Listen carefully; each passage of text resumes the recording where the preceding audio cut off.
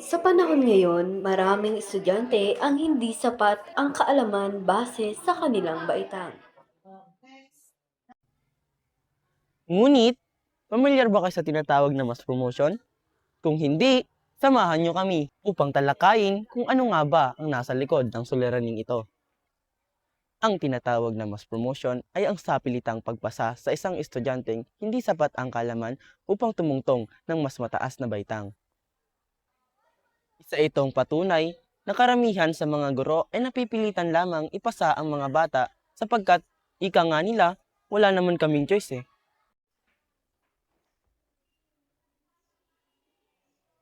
Sapagkat kung sila ay mambabagsak, maraming galit ang kanilang sasalubungin mula sa estudyante, magulang, at maging ang school head ng paaralan.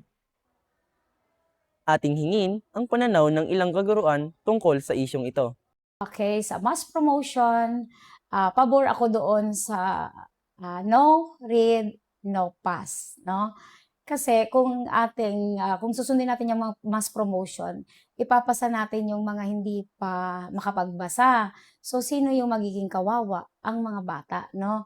Darating sila doon sa grade level kung saan ipapasa sila. Pagdating ng grade level, for example, sa grade 7, may hindi nakapagbabasa talaga. Nakaka-recognize ng letters, pero hindi talaga sila makapagbasa ng buo at hindi nila maintindihan. Oh, what if si teacher ipinasa dahil sa awa? Ano yung magiging impact nito sa bata? Mas magiging kawawa. Pabor ako doon sa kung hanggat hindi sila natututong magbasa at wala ang comprehension, mananatili sila kung anong grade level sila. Okay? Hindi ako sumasang-ayon sa mass promotion. Kasi marami mga bata na nakakarating sa high school na kahit sa simpleng addition lang or lalong-lalo na kapag sa decimals or fractions na whereas yun ay inaaral sa elementary, pinopromote na lang nila kahit hindi pa fully develop yung math skill ng mga bata. Kaya nga, dapat ibalik yung time na pwede silang ibagsak.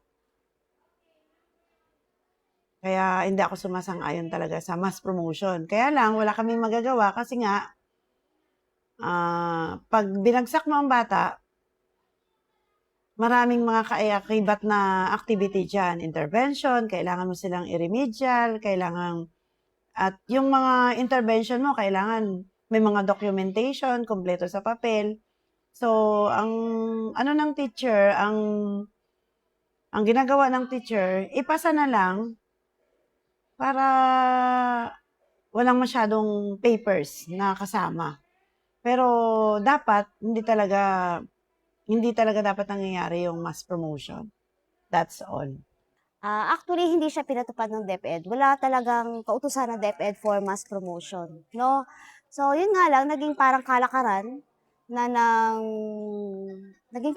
na, lalo na nung dumating nga yung pandemya, no? Hindi naman lahat ng mga bata ay alam na talagang marurunong sila.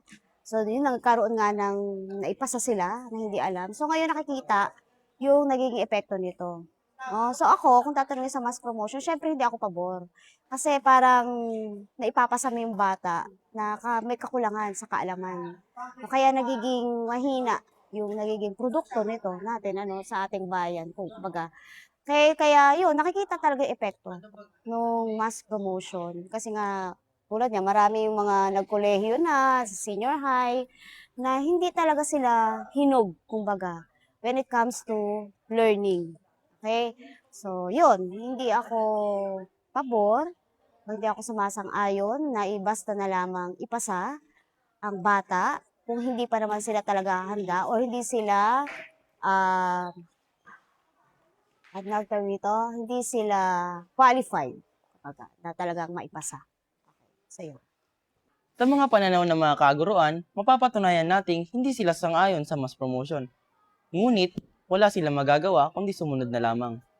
Dahil dito, maraming kabataan ang hindi sapat ang kaalaman base sa kanilang baitang, dahilan upang sila ay mawalan ng gana sa pag-aaral. Ani ni Rizal, kabataan ang pag-asa ng bayan. Totoo nga ba? O kabataan mismo ang hihilas sa atin tungo sa kahirapan?